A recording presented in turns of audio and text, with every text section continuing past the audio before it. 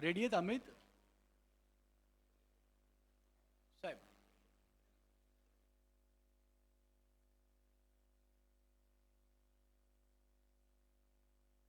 जय महाराष्ट्र. करूया सुरू. कसं वाटतं सगळ्यांना? आणि आत्ता तुम्ही सगळे उमेदवार आहेत. हां, ती आजाची गाडी, ती कॉन्टेस्ट तिथे ठेवली. कसं वाटतं सगळ्यांना? आत्ता सगळे उमेदवार आहात. 16 तारखेला परत जिंकून नगरसेवक बनून यायचं आहे. मला वाटतं एक छान समीकरण आपलं जुळलेलं आहे. एकंदर मुंबईत जर आपण पाहिलं तर शिवसेना, उद्धव बाळासाहेब ठाकरे पक्ष, मनसे आणि राष्ट्रवादी काँग्रेस पवारसाहेबांची, हे तिन्ही आपण पक्ष एकत्र आलेलो आहोत. आपल्या सर्वांना माहिती आहे आपण काय ताकदीनं लढा देत आहोत. आपल्या सर्वांना हे देखील माहिती आहे की समोरून सगळं काही वापरलं जातं, साम दाम दंडभेद सगळं वापरलं जातं. आणि मी हे नेहमी सांगतो की तन मन धन ह्या लढाईमध्ये तन आणि मन आपल्याकडे आहे, धन हे सगळं त्यांच्याकडे. आणि अर्थात त्यांच्याकडे असल्यानंतर तो वापर तो होणार आहे. आपल्या सर्वांना माहिती आहे ते कसे काय काय वाटप त्याचं चालू आहे. मग कुठे ताटं वाटत आहेत, कुठे वाट्या देत आहेत, कुठे काय पैसे देत आहेत, हे सगळं चालू राहणार. निवडणूक आयोग आता किती कोणाच्या बाजूनी राहणार वगैरे हा सगळा एक वेगळ्या गोष्ट आणि वेगळी एक हे आहेच, कथा आहेच. अनेक ठिकाणी आपल्या उमेदवारांना फोन देखील येत आहेत, धमक्या देखील येत आहेत की तुम्ही विड्रॉ व्हा, नाहीतर असं करू, नाहीतर तसं करू, नाहीतर. आणि हे फक्त मुंबईत नाही तर अनेक शहरांमध्ये होते. काल आपले नेते अंबादास दानवेजींनी देखील काही गोष्टी ट्विट करून सांगितलेल्या आहेत. पण हे सगळं होत असताना जसं उद्धवसाहेब आणि राजसाहेब यांची चर्चा सुरू असते, अनेकदा ते आत्ता तर दररोज अर्थात बोलतच आहेत की आपण एकत्र आलो आहोत ते एकत्र राहण्यासाठी आलो आहोत. आणि निवडणूक आपण लढत आहोत ते जिंकण्यासाठी लढत आहोत, मुंबई वाचवण्यासाठी लढत आहोत. जे मोठे विषय आहेत, हिंदुत्व असेल, मराठी असेल, मुंबईचं मुंबई पण असेल, मुंबईला अदानीकडून वाचवण्याचं असेल, हे सगळं तर ते दोघं हाताळणार आहेतच. पण अमित आणि मी जे दोघं बोलत होतो साधारणपणे की आपलं वचननामा नंतर येईल, कारण तो वचननामा एक त्याला प्रक्रिया आहे, ती निवडणूक आयोगाकडे द्यायला लागते वगैरे, हे सगळं आहे. तुमच्याकडून पण मुद्दे घेतलेत काही काही ठिकाणी, जर नसतील घेतले तर अजूनही मला तुम्ही आम्हा दोघांनाही कोणालाही एक पेपरवर लिहून द्या. ते सुप्रताई बसलेत, ताई तुम्ही जरा सगळ्यांकडून जे महत्त्वाचे मुद्दे आहेत त्याचं संकलन करून घ्या. पण हे सगळं होत असताना मला वाटतं तुम्हाला आत्ता प्रचार फेऱ्या तर अनेक सुरू झाल्या आहेत तुमच्या सगळ्यांच्या. आज सकाळी पण प्रचार फेरी पाहिली मी, अनेक तुमचे कार्यालयाची उद्घाटनं सुरू झालेली आहेत. आणि तुम्ही जेव्हा घरोघरी जाल तेव्हा तुम्हाला प्रश्न तर विचारले जातील, तुम्ही कशासाठी उभे राहताय. अर्थात कशासाठी उभे राहतोय, आम्ही मुंबईचं मुंबई पण आहे, मुंबई मराठी माणसाच्या हातात राहिली पाहिजे, मुंबईकर हा कोणासमोर झुकला नाही पाहिजे, दिल्लीसमोर तर झुकलाच नाही पाहिजे, हे तर लढत आहोतच. पण आम्ही दोघांनी जरा एक 15-16 गोष्टी काढलेल्या आहेत ज्या तुम्ही आत्तापासून सुरू करू शकता की हे आमच्या मनातली इच्छा आहे, आमचं स्वप्न आहे आणि हा शब्द ठाकरेंचा आहे, तो आपल्याला लोकांसमोर न्यायचा आहे.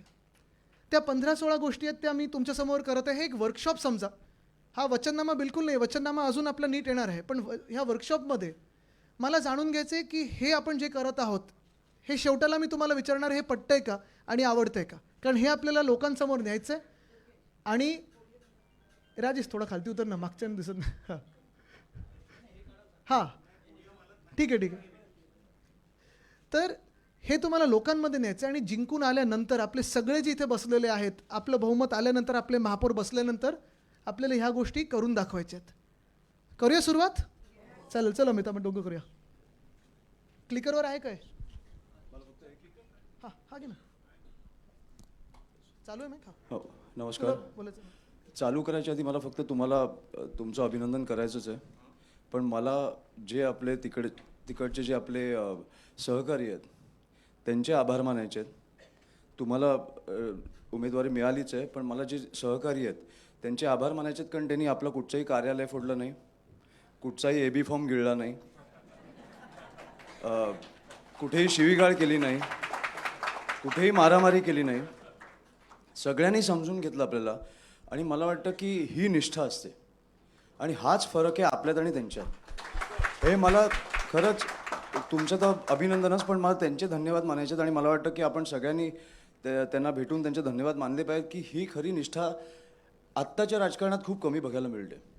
त्याच्यामुळे मला वाटतं की तुमचे अभिनंदनच, पण त्यांचे धन्यवाद. आणि ज्यांनी ज्यांनी आपल्याच लोकांनी फॉर्म माघार घेतलेत त्यांनी पण समजूतदारपणे घेतलेला आहे, तर मला वाटतं फार महत्त्वाचं आहे. चला करूया सुरुवात. या लाईट जरा कमी केलं तर मला तुमच्या चॅनल्सवर येते काय हे LED दिसतंय ठीक आहे हा जरा लाईट बंद हे जे फोकस आहेत ना आमच्या मॅक्सिमम गोष्टी आदित्यजीच मांडतील. नाही आम्ही मी मध्ये दोघं मध्ये- खूप चर्चा करून म्हणून थोडा उशीर झाला शेवटेला पण आम्ही चर्चा नाही पण करतो मी जसं तुम्हाला घरी बोललो तुम्हाला जसं समजवता येतं तसं मला करूया समजवता नाही. हो. दोघं करू अमित थोडा जास्ती हंबल आहे म्हणून नम्रपणे चलो सुरू करूया. पहिली गोष्ट म्हणजे मुंबईकरांची जमीन ही मुंबईकरांसाठीच. इथे ज्या ज्या लोकांनी महानगरपालिकेत आधी नगरसेवक म्हणून काम केलेलं आहे वेगळ्या वेगळ्या समित्यांवर काम केलेलं आहे आपल्या सर्वांना माहिती आहे की मुंबईमध्ये BMCच्या प्रॉपर्टीज ह्या संपूर्ण मुंबईमध्ये आहेत. एस्टेटच्या प्रॉपर्टीज आहेत काही आपल्या HEच्या प्रॉपर्टीज आहेत काही अशा पडीक प्रॉपर्टीज आहेत काही काही ठिकाणी अतिक्रमणं पण झालेली आहेत. आणि गेल्या 2-2.5 वर्षामध्ये आपण पाहिलं असेल अनेक ठिकाणी चर्चा सुरू झाली की आता आम्ही हे ऑक्शनिंगला काढू ह्या प्रॉपर्टीज आता आम्ही याच्यावर बिडिंग सुरू करू आणि ते बरोबर त्यांच्या ठराविक बिल्डर मित्रांच्या घशात ह्या महत्त्वाच्या जमिनी मुंबईकरांच्या जमिनी ह्या घातल्या जातात. आता अर्थात चर्चा हीच होती की मुंबईत आपला मराठी टक्का जो आहे तो टिकवायचा कसा मुंबईतला अधिकार आणि मुंबईकरांना जे मुंबईची सेवा ज्या ज्या लोकांनी केलेली आहे त्यांना ह्या जमिनी द्यायच्या कसं. तर अमित आणि मी जे चर्चा करत होतो आणि हे तुम्हाला आवडते का बघा की मुंबई महानगरपालिकेच्या ज्या ज्या जमिनी आहेत मग ते आपल्या एस्टेटच्या प्रॉपर्टीज असतील किंवा ज्या जमिनी जिथे मोकळ्या जमिनी आहेत किंवा अतिक्रमणं झाली असतील किंवा ज्या जमिनी BMCला वाटतं त्याची ऑक्शनिंग करूया मार्केटमध्ये आणूया ते न करता आपला महापौर आपलं सरकार आपली महानगरपालिका ह्या सर्व प्रॉपर्टीजवर स्वतःच्या इमारती बांधेल आणि त्या इमारतींमध्ये शासनाचे जे कर्मचारी असतील पोलीस कर्मचारी असतील महानगरपालिकेचे जे कर्मचारी असतील BSTचे जे कर्मचारी असतील आणि आपले जे गिरणी कामगार आहेत त्यांना त्या प्रॉपर्टीजवर आपण हक्काचं घर परवडणाऱ्या दरात आपण देणार आहोत. हा आपला पहिला आपण इथे विषय मांडत आहोत. तसंच स्वतः अमित तू जे सांगत होता काल मला गृहनिर्माण प्राधिकरण बेसिकली पुढच्या 5 वर्षात आपल्याला जे मुंबईमधनं हकललं जात आहे तसं आपण सगळं बंद करून मला वाटतं पुढच्या 5 वर्षात 1,00,000 घरं हे मला वाटतं परवडणाऱ्या किमतीत आपण मराठी लोकांना देणार आहोत. मुंबईत जिथे जिथे आपण फिरतो आता इथे अनेक अशा महिला आहेत आणि पुरुष देखील आहेत ज्यांच्या वॉर्डामध्ये पोलीस कॅम्प्स आहेत. आता पोलीस कॅम्पचा विषय तर आपण हाताळत आहोतच सरकारकडे मागणी करत आहोत सातत्याने मागणी करत आहोत की जे रिटायर्ड पोलीसवाले आहेत त्यांना तुम्ही त्यांच्या हक्काची घरं मुंबईतच द्या. या सरकारने आणि आधीच्या सरकारने म्हणजे मधलं जे घटनाबाह्य सरकार होतं त्यांनी सांगितलं होतं की तुम्हाला 100% घरं देतो कुठे मुंबई बाहेर तर नवी मुंबईच्या खाणींमध्ये देत होते MMRमध्ये देऊ तसं नाही आपण आपली जी आता घरं यांच्यासाठी बनवू ती मुंबईमध्येच बनवू मुंबई शहरात बनवू मुंबई उपनगरात बनवू पण मुंबईतच बनली पाहिजेत आणि ही हक्काची घरं त्यांना असतील. पुढचा विषय परिवहन हा जरा माझा आवडता विषय जे जे माझ्याबरोबर फिरत असतात बोलत असतात त्यांना कंटाळा येईल कदाचित कारण आम्ही परत परत बोलत असतो पण मला वाटतं काल अमित आणि मी ह्या दोघांनी देखील चर्चा केली आणि मी सातत्याने सांगत असतो की जसं मुंबईमधून हे आता जे शासकीय कर्मचारी असतील महानगरपालिकेचे कर्मचारी असतील BSTचे आहेत पोलीस आहेत 30-30 वर्षे ह्या लोकांनी सेवा केलेली आहे. ह्यांना जर तुम्ही मुंबईच्या बाहेर ढकलत असाल का कारण ह्या सरकारला आणि भाजपला मुंबई मारायची आहे.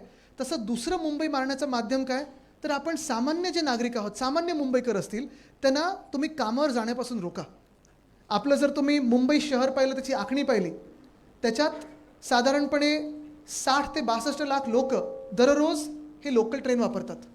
आपण जेव्हा मीडियम बसेस आणलेल्या अमित 35 लाख लोक मुंबईत दररोज BST वापरायला सुरू केलं होतं. पण आत्ता जी BSTची परिस्थिती झाली ती काय झाली आहे काल पण मी एक बोईवाड्यातून कार्यक्रमावरून येत असताना श्रद्धाताई तुमच्याच वॉर्डातून येत असताना इथे दादर प्लाझाच्या तिथे बघत होतो लांब लांब रांगा मुंबईकरांच्या महिला पुरुष दोन्ही घरी जायची वाट पाहतात का तर BSTच येत नाही BST येत नाही. तर आम्ही ठरवलेलं आहे की आपलं सरकार आल्यानंतर पुन्हा एकदा ही दरवाढ आहे ती तिप्पट केलेली आहे ती रद्द करून भाडं आपलं असेल ते ₹5 5 किलोमीटरसाठी 10 रुपये 10 किलोमीटरसाठी 15 रुपये 15 किलोमीटरसाठी आणि 20 रुपये 20 किलोमीटरसाठी फ्लॅट फेअर करून देणार. खिशाला परवडेल असं भाडं असलं पाहिजे जगातलं सगळ्यात स्वस्त आणि मस्त हे करू. ताफ्यात जवळपास 10,000 इलेक्ट्रिक बसेस आणण्याचा आपला प्रयत्न आहे. आपलं सरकार असताना आपण तो आकडा ठेवला होता कदाचित वाढला असेल कदाचित कमी झालं असेल. 900 डबल डेकर बस जुने मार्ग कारण हे अमितला पण आणि मला पण खूप वेळा मुंबईची अस्मिता परत आणायची आहे. बेसिकली. आणि ती लाल बस लाल दिसली पाहिजे. पण जुने मार्ग सगळे पुन्हा सुरू करू, कारण आता आमदारांना पण हे पत्र येत असतात, नगरसेवकांना देखील येतील की हा मार्ग पुन्हा करून द्या, ताई हा मार्ग पुन्हा एकदा सुरू झाला पाहिजे, आमचा हा मार्ग बंद झालेला आहे. तर सगळे जुने मार्ग आपण हे करू. आणि खास कारण आपण आपल्या सरकारच्या वेळी हात दाखवा बस थांबवा ही योजना आपण विद्यार्थ्यांसाठी आणलेली, ज्यांनी गणवेश घातलेले आहेत. तर ही योजना पुन्हा आणायची महिलांसाठी आणि विद्यार्थ्यांसाठी. पीक आवर्समध्ये स्पेशल बस करून त्यांना मोफत त्याच्यावर आपल्याला बसेस द्यायच्या आहेत त्या. बरोबर ना मित्र, हे आपण करून द्यायचं.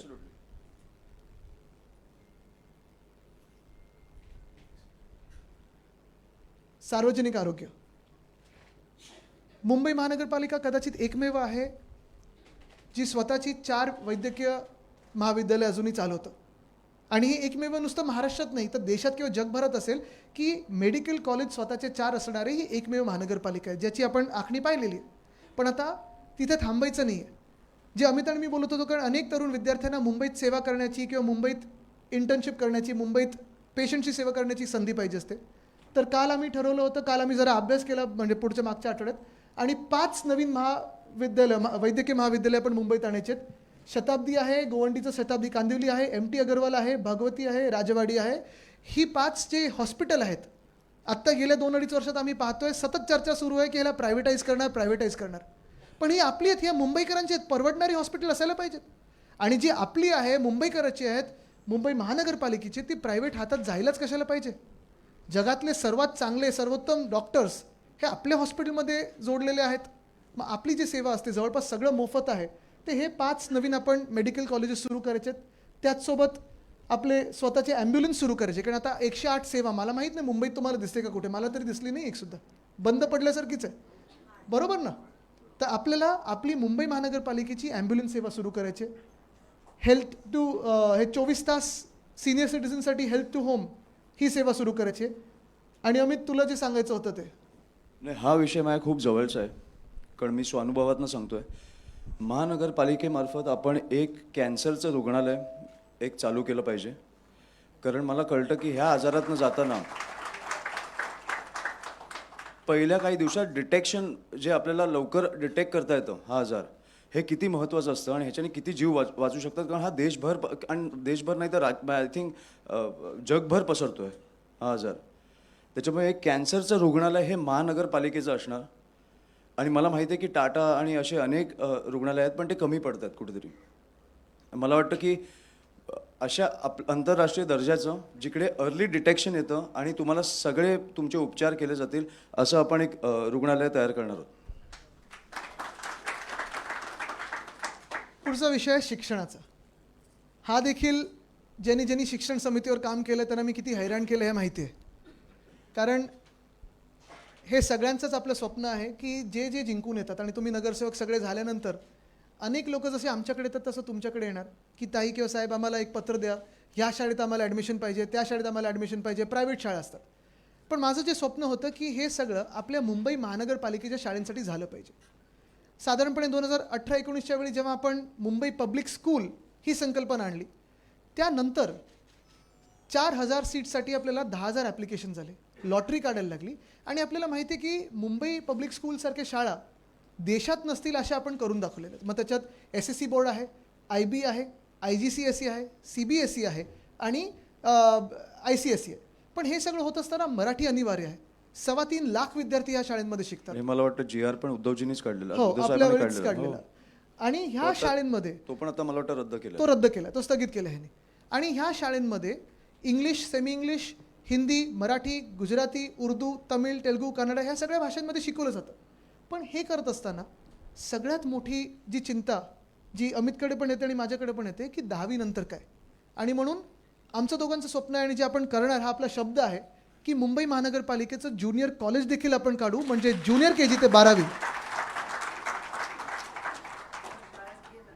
हे आपल्याला 12वीपर्यंत विद्यार्थ्यांना टेन्शन नाही, टेन्शनमुक्त विद्यार्थी.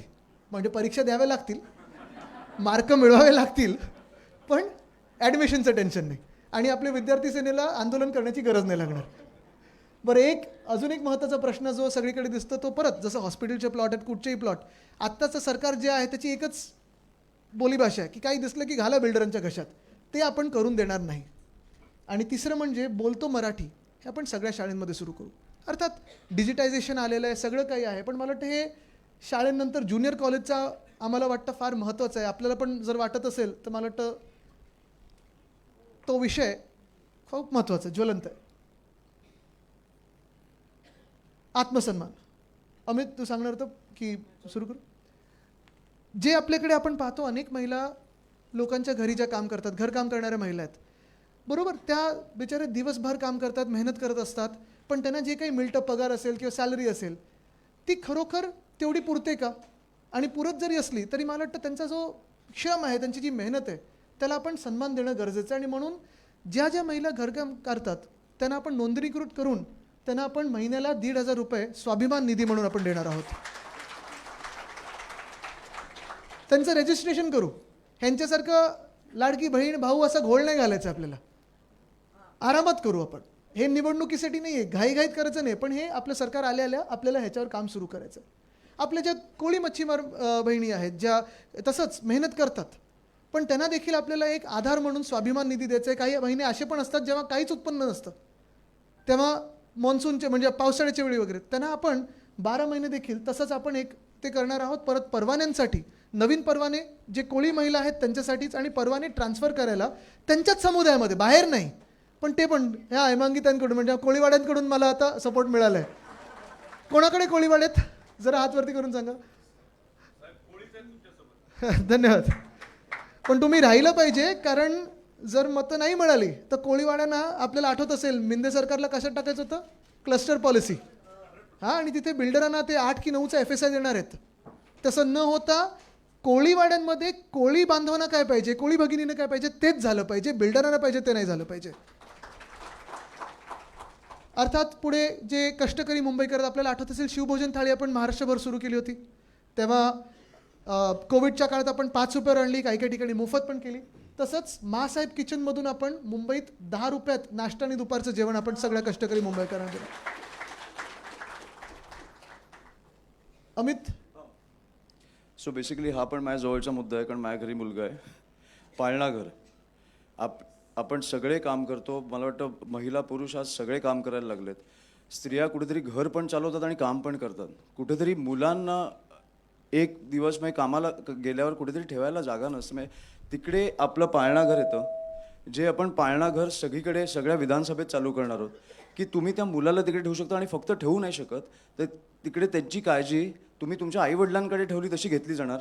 त्याच्या न्यूट्रिशनची काळजी घेतली जाणार. तो काय खातो ह्याच्यापासून बघितलं जाणार. खेळणी वगैरे असणारच, पण तिकडे तुम्हाला स्त्रियाला कामाला जाताना कुठचाही स्ट्रेस घेऊन जायला लागणार नाही. त्याच्यामुळे तुमचा सगळा स्ट्रेस तो निघून जाणार आहे. असे पाळणाघर आपण चालू करणार आहोत.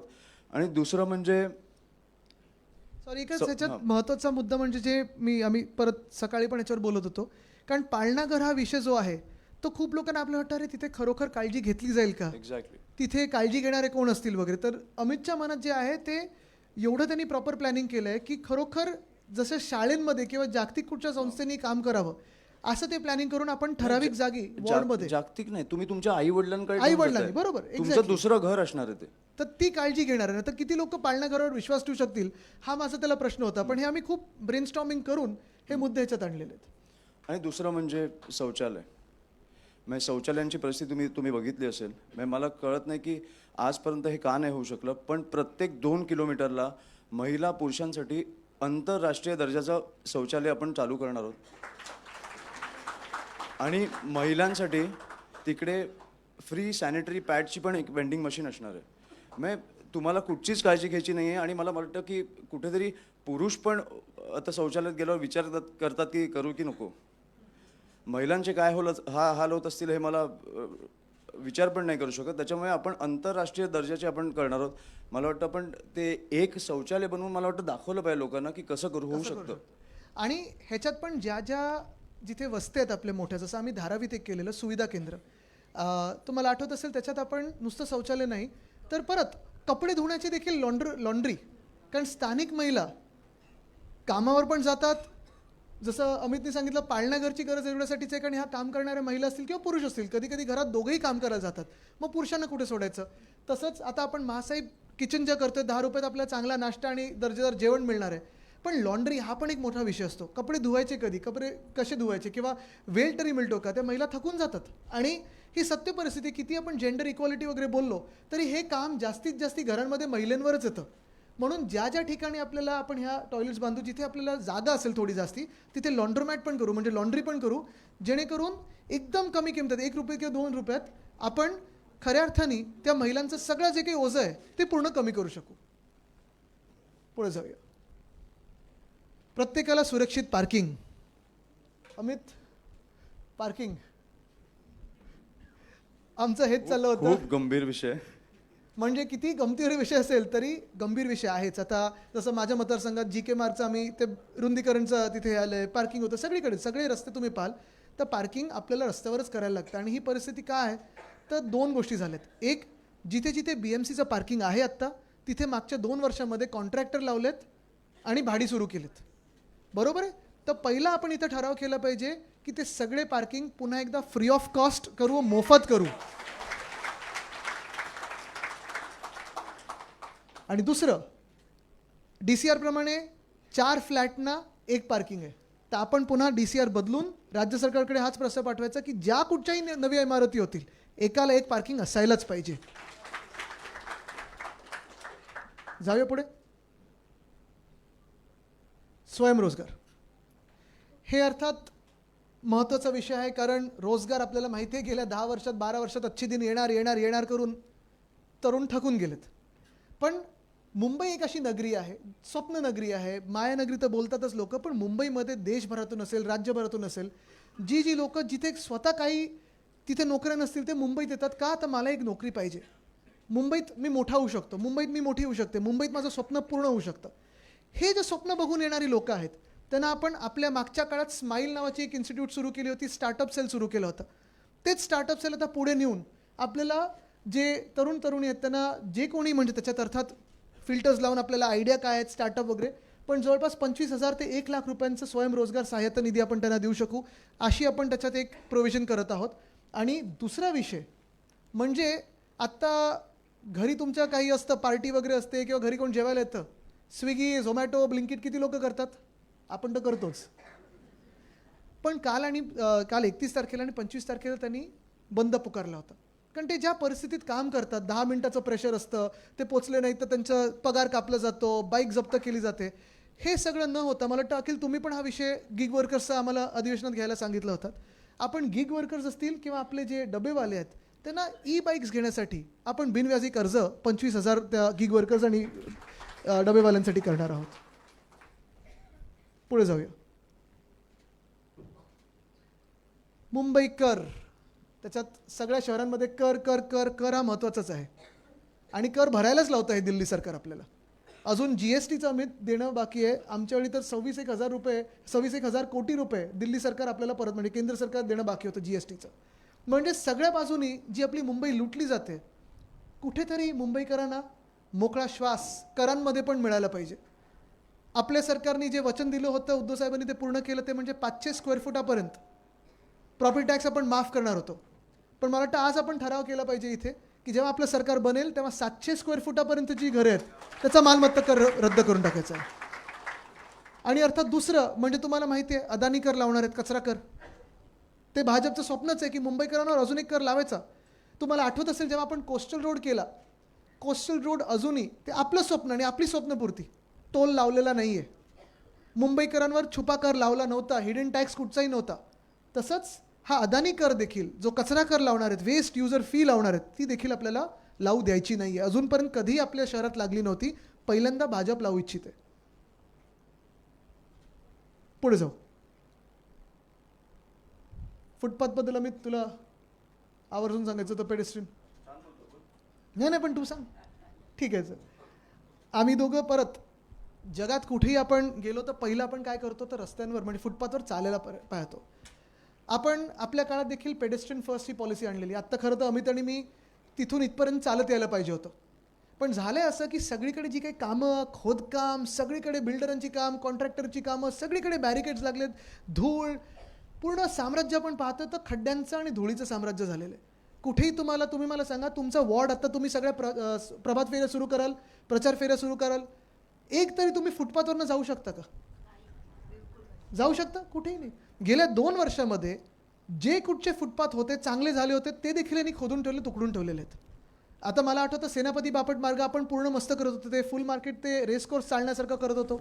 ह्या सगळ्या गोष्टी आपण करत होतो, कारण कुठच्याही जागतिक शहरात काय, कुठच्याही नॉर्मल शहरात पण आपले फुटपाथ हे चांगले असायलाच पाहिजे. आणि फुटपाथ म्हणजे फुटओव्हर ब्रिज नाही, अंडरपास नाही, तुम्हाला ॲट ग्रेड चालता आलं पाहिजे. तेच आपण ठरवलेलं आहे की फुटपाथमध्ये चालत असताना जे कुठचे अडथळे असतील ते अडथळे काढून फुटपाथ पेवर ब्लॉक फ्री करून आपण मुंबईकरांना चांगले फुटपाथ देणार आहोत. हे मला वाटतं पहिलं हट्टाने मी काम करून घेणार आहे. जे कोण इथे महापौर बनतील त्यांनी ऐकून घ्या. हे आम्ही दोघं येऊन हट्टाने तुमच्याकडून करून घेणार, कारण हे पेडेस्ट्रियन फर्स्ट मला वाटतं हे खूप महत्त्वाचं आहे. आणि अर्थात दुसरं म्हणजे आपण पाहतो तर शब्दांचा खेळ होऊन महालक्ष्मी मला वाटतं सगळेच मुद्दे हट्टानीच हट्टाने करून घ्यायचे. नाही, मला वाटतं हट्ट करायला लागणारच नाहीये. शेवटी कसं आहे की तुम्ही नगरसेवक झाला म्हणजे मी नगरसेवक झालो, हे आमदारच आहेत. तर तुम्ही नगरसेवक झाला म्हणजे मी नगरसेवक झालो. आपल्याला 5 वर्षात एक उत्तम शहर सोडायचं आहे. त्याच्यामुळे ह्याच्या पुढे आपल्याला प्रचार करायला नाही लागला पाहिजे, असं शहर आपल्याला त्यांना द्यायचं, मुंबईकरांना द्यायचं. आणि तसंच मोकळ्या जागांमध्ये अर्थात रेसकोर्स असेल आपलं महालक्ष्मीचं, किंवा संजय गांधी नॅशनल पार्क असेल ज्याचा मास्टर प्लॅन बनवायला सांगितलं आहे, ह्या सगळ्या मोकळ्या जागा पुन्हा एकदा बिल्डरांच्या, कॉन्ट्रॅक्टरच्या, क्लब्सच्या घशात घालण्याचा जो प्रयत्न आहे ते सगळं रोखून ह्या जागा मोकळ्याच राहिल्या पाहिजेत, मुंबईकरांना खुल्या राहिल्या पाहिजेत आणि मोफत राहिल्या पाहिजेत. हे आपल्याला काम महत्त्वाचं मला वाटतं करायचं आहे. पुढे जाऊ. मोकळा श्वास. किती लोकांना सर्दी खोकला झाला जरा हात वरती करा. अरे तुम्ही आधी सांगितलं असतं आम्ही मास्क घालून आलो असतो.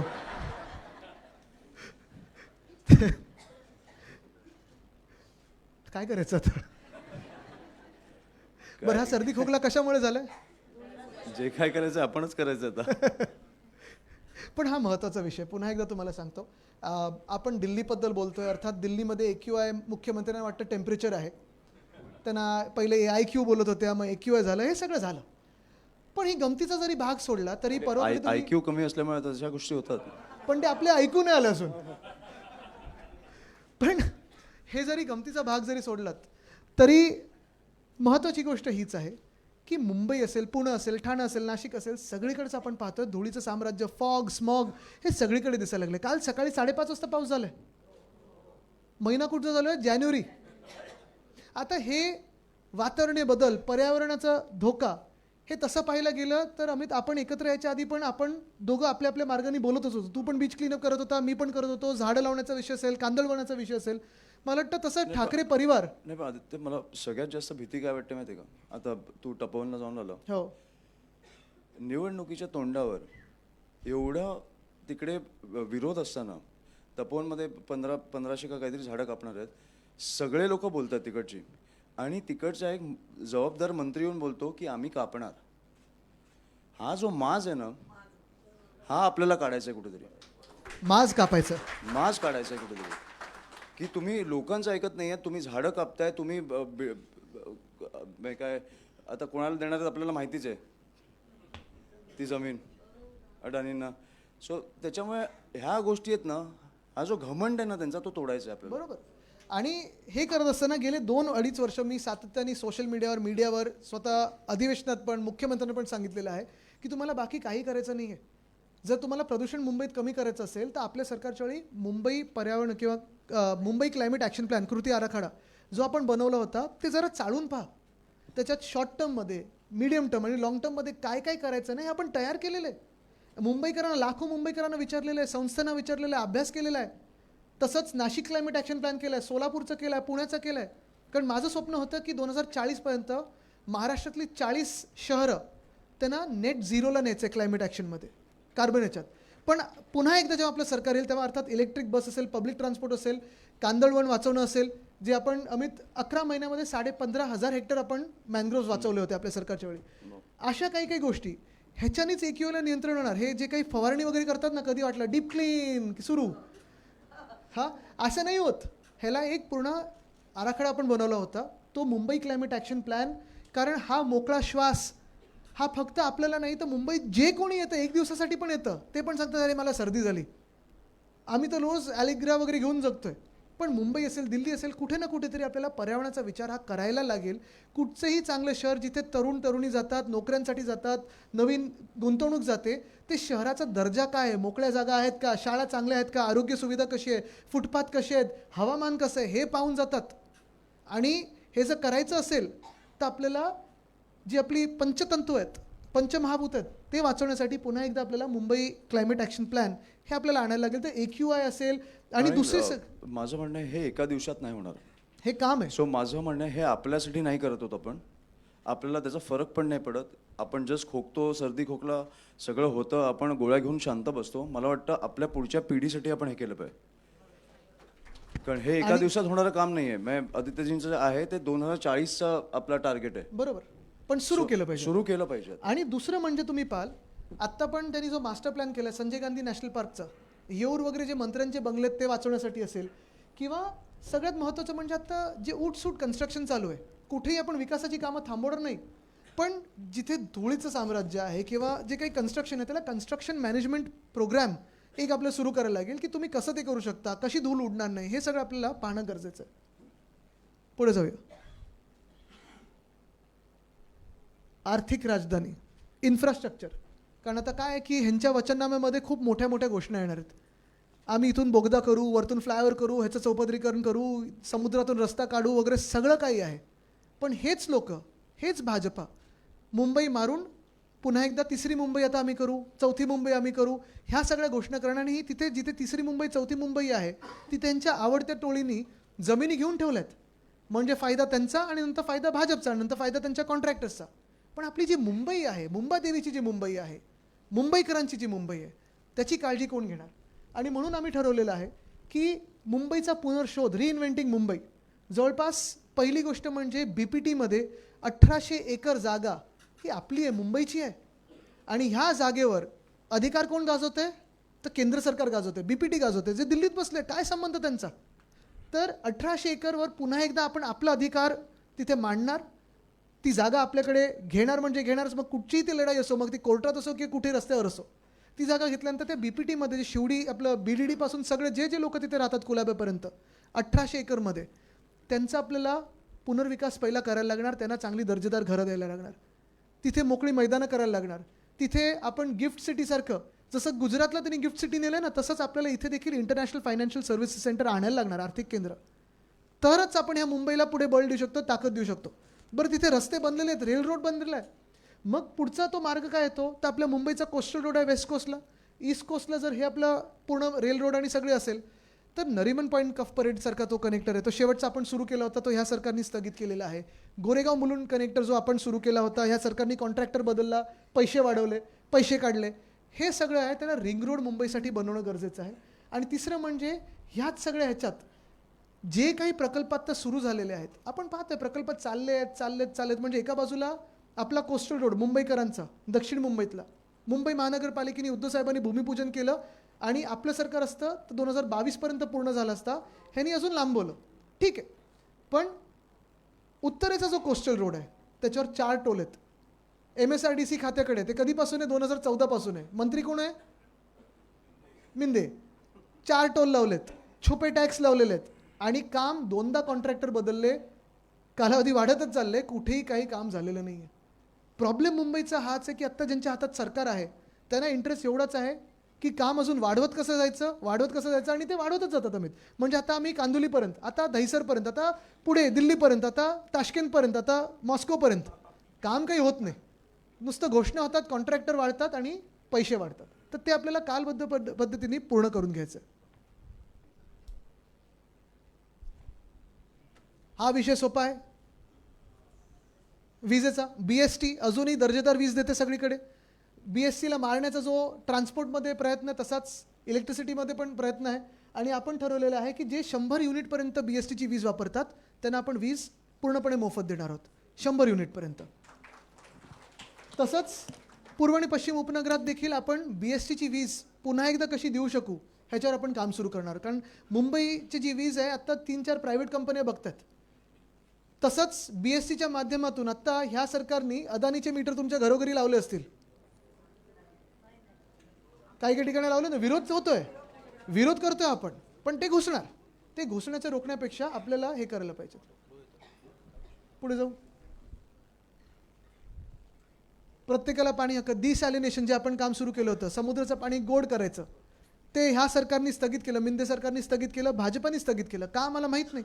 दर्जेदार पाणी मिळालं असतं, स्वस्त पाणी मिळालं असतं. आत्तापर्यंत हा प्रकल्प पूर्ण होऊन मुंबईला 450 मिलियन लिटर पाणी प्रतिदिन मिळालं असतं.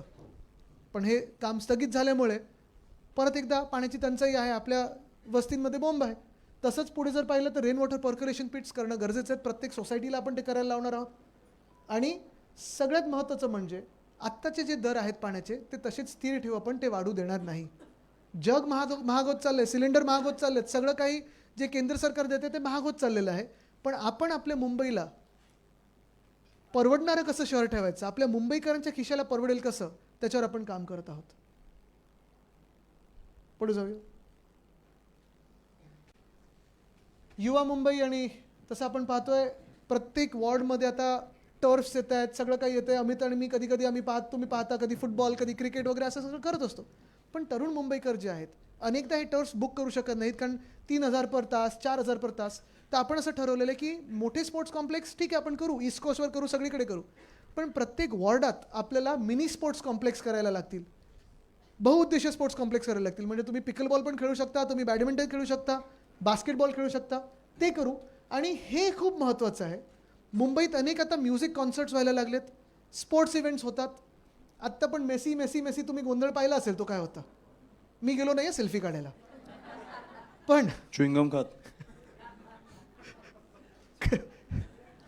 तर 18 ते 21 वयोगटातले जे कोणी मुंबईकर असतील, आपण असा एक कार्यक्रम रचणार आहोत की मुंबईत ज्या कुठच्याही मॅचेस होतील, फुटबॉल, क्रिकेट किंवा जागतिक स्तराच्या म्युझिक कॉन्सर्ट होतील, त्या ऑर्गनायझरनी मुंबई महानगरपालिकेला सगळ्या तिकिटांमधून 1% तिकीट हे मुंबई महानगरपालिकेला दिलं गरजेचं आहे. आणि ही तिकीटं आपण लॉटरी, ऑनलाईन लॉटरीच्या माध्यमातून तरुण मुंबईकरांना, तरुण तरुणींना मोफत देणार आहोत की जाऊन ते कार्यक्रम बघू शकतील. पुढचं घेऊया. मला वाटतं ह्याच्या आधीच्या एक मागे जा स्लाइड. slide नाही जाऊ नका. मला वाटतं की इकडे अजून एक ॲड केलं पाहिजे की जे आत्ता जे असलेले मैदान आहेत त्याच्यावर कुठच्याही प्रकारचं अतिक्रमण होणार नाही. मातीची मैदानं आपल्यासाठी खेळायला, ह्याच्यावर काही कुठच्याही प्रकारची डेव्हलपमेंट होणार नाही. हे फक्त मुलांसाठी असणार. येस, मोकळी मैदानं खेळायला. आणि काल राजसाहेब आणि उद्धवसाहेब जे आपल्याला सांगत होते की छत्रपती शिवाजी महाराज पार्क कसं आहे ना, तसंच आपल्याला कट्टा असणे. म्हणजे आता काय झाले, भिंती सगळीकडे उभारलेत मैदानाच्या आजूबाजूला, त्या भिंतींमध्ये मैदान आहे हे दिसतच नाहीये. कट्टा जेव्हा येतो तेव्हा आजूबाजूचे लोक येऊन बसू शकतात, ते मोकळं मैदान एन्जॉय करू शकतात, सगळ्या वयोगटातले लोक येऊ शकतात. तर ते आपल्याला करायचं आहे. पुढे जाऊ. चॅटबॉट मला वाटतं ताई तुमच्याच काळात आपण सुरू केलं होतं, कोविडच्या काळात सुरू केलं होतं. जवळपास मुंबई महानगरपालिकेच्या 80 सेवा मोफत आपण आपल्या चॅटबॉटवर आणल्या होत्या. तुम्ही मराठी असेल, इंग्लिश असेल आणि वेगळ्या वेगळ्या भाषांमध्ये BMCला हाय पाठवलं तर उत्तर यायचं. आणि 80 सेवा ह्या ह्युमन इंटरफेस नसून फटाफट व्हायचं. आता ह्याच्यात महत्त्वाचं काय आहे की जेव्हा ह्युमन इंटरफेस नसतो किंवा मधला माणूस नसतो तेव्हा भ्रष्टाचार मुक्त, पूर्णपणे भ्रष्टाचार मुक्त प्रत्येक नागरिकाचं काम होऊ शकेल, ते चॅटबॉटवर होईल. मला वाटतं हे फार महत्त्वाचं आहे. आत्ता पण तो चॅटबॉट आहे, तो चॅटबॉट बंद नाही केला, पण यांनी वापरणंच सोडून दिलं. कारण मिळणार कसं ना, वजन नाही येणार फाईलीवर. हे वजनच आपल्याला काढून टाकायचं आहे, वजनला ट्रेडमिलवर टाकायचं आहे. आणि चॅटबॉटच्या माध्यमातून मग शॉप अँड एस्टॅब्लिशमेंट लायसन्स असेल, तुमचं वॉटर बिल असेल, इलेक्ट्रिसिटी बिल असेल, बर्थ सर्टिफिकेट, वेडिंग सर्टिफिकेट, सगळं काही हे तुम्हाला ऑनलाईन त्या चॅटबॉटवर मिळेल. तुम्हाला वॉर्ड ऑफिसला जायची गरजच नाही लागणार.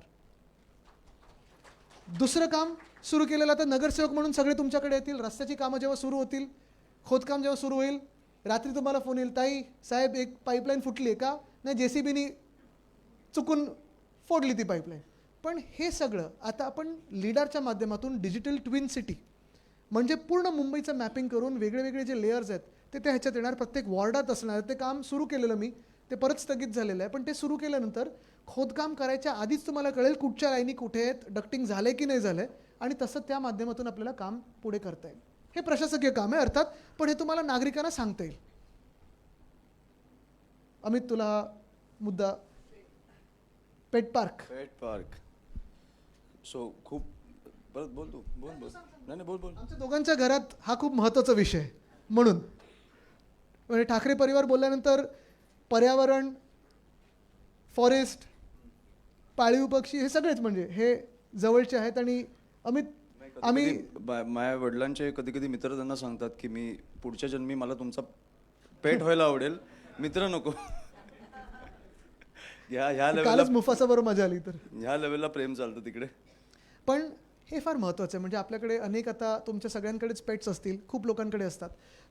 2-3 गोष्टी आहेत. एक, आत्ता स्ट्रे डॉग्सवरनं पण खूप मोठा विषय चालला होता सगळीकडे, माहिती आहे. आत्ता सुप्रीम कोर्टाची ऑर्डर आली, मग आता एकच शेल्टर आहे BMCचं. कारण पहिला हा विचारच झाला नव्हता की पाळीव किंवा आपले रस्त्यावर जे असतात त्यांच्यासाठी आपल्याला काय करायचं आहे. नाही पण आदित्य, ह्या ऑर्डर झाल्या तरी ह्या होणार नाहीत, ह्या होऊन देणार नाहीत लोक रस्त्यावर बरोबर. उतरून. हे फक्त डायव्हर्ट करण्यासाठी असतात. नाही, व्होट चोरीचा विषय आला की ते एक्झॅक्टली. विषयाचं की ना. मग पेट्स वरती काढतात काहीतरी, हां. की स्ट्रे डॉग्सना काहीतरी हकलं वगैरे. सो हे डायव्हर्ट करायला आपल्याला माहिती आहे, बरोबर आहे. पण हे होऊन देणार नाही आपण, हे आपल्याला ते माहिती ठरवायचं आहे. आणि दुसरी गोष्ट म्हणजे प्रत्येक वॉर्डामध्ये आपल्याला पेट पार्क, व्हेट क्लिनिक जे मुंबई महानगरपालिकेशी संलग्न असेल. तिसरी गोष्ट म्हणजे आपल्याला पेट ॲम्ब्युलन्स करायचे. हे फार महत्त्वाचं आहे. खूप वेळा आपण पाहतो रस्त्यावर कोणीतरी धडक दिली असते का कुत्र्याला किंवा मांजरीला, तर तसंच पडलं असतं, मग ते चावणार नाही चावणार तिथपासून भीती सुरू होते. कोणाला मदत करायची असते पण करू शकतो का वगैरे, ते आहे. आणि पेट क्रिमेटोरियम, ते पण म्हणजे आयुष्यात पण आणि नंतर पण सन्मान हा असायलाच पाहिजे आपल्या पेट्सना. म्हणजे ते कधी कधी परिवारापेक्षा जास्ती प्रेम करत असतात. आणि मला वाटतं हा एक ठराव आपल्याला आज या सभेत करायचा आहे की हे जे आपण 15-16 मुद्दे आपण घेतलेले आहेत ते तुम्हाला सगळ्यांना पटतात ना. म्हणजे तुम्ही आता घरोघरी जाणार तेव्हा तुम्ही हे सांगू शकाल ना. मला वाटतं झालं ना. एक आहे अजून. हा अमित, खूप महत्वाचा मुद्दा आहे. काल महत्वाचा मुद्दा आहे हा. आणि मला वाटतं राजसाहेबांनी हा सांगितलं आपण कळला पाहिजे की आपल्याला बाबासाहेब आंबेडकरांसाठी एक सगळ्यात मोठं ग्रंथालय चालू करायचं आहे, जी करून खरी बाबासाहेब आंबेडकरांना श्रद्धांजली असणार आहे. कारण साहेब नेहमी बोलतात की जो माणूस असतो, जे महापुरुष असतात ते त्यांच्या कामाने ओळखले गेले पाहिजेत. आणि त्यांचं काम म्हणजे लोकांना शिकवा. त्याच्यामुळे आंतरराष्ट्रीय दर्जाचं एक ग्रंथालय चालू करणार, आणि जेणेकरून जगातली लोक हे ग्रंथालय बघायला येणार. सगळी पुस्तकं इकडे तुमच्यासाठी उपलब्ध असणार आहेत. त्याच्यामुळे हे एक आपलं स्वप्न आहे जे आपल्याला चालू करायचं आहे. मला वाटतं ह्याच्यात एक फार महत्त्वाचं जे राजसाहेब पण सांगत होते आणि काल आपण चर्चा करत होतो की कुठच्याही समाजाला पुढे न्यायचं असेल तर शिक्षण हे फार महत्त्वाचं आहे. आणि महामानव डॉक्टर बाबासाहेबांनी काय आपल्याला हे दिलं की एक तर त्यांचं स्वतःचं वाचन, त्यांचा अभ्यास, त्यांची पूर्ण कारकीर्द पाहिली तर त्यांच्यात सगळ्यात महत्त्वाचं म्हणजे शिक्षण हा खूप एक मोठा बेस होता. आणि ते होत असताना आपल्याला भारतीय नागरिक म्हणून ओळख जर द्यायची असेल, जातपात, धर्म, भाषा, प्रांत ह्याच्या पुढे जाऊन आपले अधिकार काय आहेत, आपलं कर्तव्य काय, हे जर आपल्याला ओळखून घ्यायचं असेल आणि देशाला पुढे न्यायचं असेल, समाजाला पुढे न्यायचं असेल, तर आपल्याला शिक्षण हे फार महत्त्वाचं. आणि शिक्षण येतं वाचून. म्हणजे आपले पंजोबा पण आपल्याला म्हणजे आजाला नेहमी सांगायचे आणि आपल्या घरात होतं वाचाल तर वाचाल. तर ते वाचन आणि ही लायब्ररी जी आपण करू, ग्रंथालय करू, ते खरोखर जगातलं सर्वात मोठं असेल आणि ती खरी श्रद्धांजली असेल, ती खरी आपली आदरांजली असेल. हा शब्द आहे ठाकरेंचा.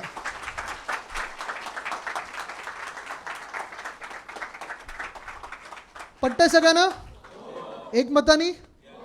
चला मग हा ठराव आपण दोन्ही साहेबांना आम्ही देतो. हा थोडा आमच्याकडून एक प्रयत्न होता की त्यांच्यासमोर हे जायच्या आधी आपल्यासमोर पण मांडायचं होतं. अर्थात त्यांना माहितीच आहे आम्ही काय मांडतोय. पण मुंबईतून जे तुम्हाला प्रश्न येतील, मुंबईकरांचे जे प्रश्न येतील, आणि हे जे आपण जिंकून आल्यानंतर तुम्ही सगळे यशस्वी होणारच आहात, ते झाल्यानंतर पहिल्या दिवसापासून आपलं जे कामाला लागायचं आहे ते हे घेऊन लागायचं. नाही, मी बोललो तसं की तुम्ही नगरसेवक झाला म्हणजे मी नगरसेवक झालो. आणि आता उद्या परवा ह्यांचा जाहीरनामा येईलच की कुठेतरी 1,500 देत आहेत, 2,000 देत आहेत. ह्या कुठच्याही जाहीरनाम्याला बळी पडू नका. हे आपण जे करतोय ते आपल्या पुढच्या पिढीसाठी करतोय. आणि मला वाटतं की कुठेही 1,500-2,000 हजार घेण्यापेक्षा एक उत्तम शहर आपण सोडून गेलो, उत्तम आपल्या मुलामुलींसाठी मैदानं सोडून गेलो, तर कुठेतरी त्यांना पण बरं वाटेल. त्याच्यामुळे मला वाटतं की आपण ह्या कुठच्याही भूलचुकांना तुम्ही बळी पडू नका. की काहीही करतील ते, उद्या काही येईल. पण मला वाटतं की कुठेतरी जसं एक हे होतं की मी ब्लँक झालो होतं सध्या. पण जस्ट मी तुम्हाला सांगतो की आपल्याला 16 तारखेला मोठा जल्लोष करायचा आहे. आणि जल्लोषाच्या पहिल्या दिवसापासून कामाला लागायचं. मला वाटतं अमित तू काहीतरी हेच मला- सांगत होता. नाही नाही, मला काहीतरी बोलायचं पण ठीक आहे. नाही, तू मला जे सांगत होता ते हेच होतं की महत्त्वाची गोष्ट म्हणजे मुंबईचा विश्वास ह्या फोटोवर आहे आत्ता. आणि मला गाडीत मला वाटतं अमित हेच सांगत होता की आम्ही दोघं पण कार्यकर्ते आहोत. आम्ही दोघं पण ठीक आहे, नेते वगैरे हे सगळं जरी पद असली तरी बोललो तसं कार्यकर्ते की आहोत. तुम्ही निवडून आला म्हणजे आम्ही निवडून आलोय. आणि शेवटी आपण शब्द जो देतोय तो ठाकरेंचा शब्द आहे, लोकांना जो देतोय. त्याच्यामुळे आपण उत्तम एक शहर 5 वर्षांनी लोकांना देणार आहोत, ही आपली गॅरंटी आहे. धन्यवाद. जय हिंद, जय महाराष्ट्र, वंदे मातरम. आपले सगळे जे उमेदवार आहेत त्यांनी कृपा करून बसूनच घ्या. आता उद्धव साहेब तुम्हाला बोलायला येणार, तेव्हा प्रेस थोडी बाहेर असेल, तुमच्याशी 1-on-1 संवाद आहे, ह्याच्यानंतर करणार. दोघांचा आम्ही इथे बसतो म्हणजे सगळ्यांबरोबर फोटो होईल. आणि ते कॅमेरे पण तसेच राहू द्या म्हणजे तुमचा पण आमच्यासोबत फोटो होईल.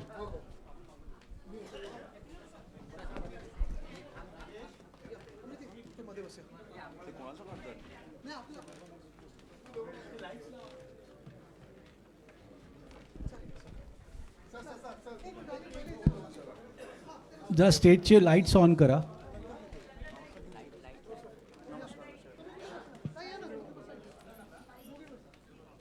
या मग.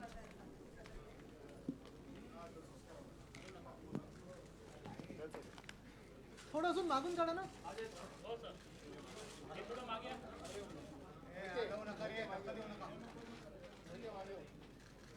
सगळ्यांनी व्ही करा.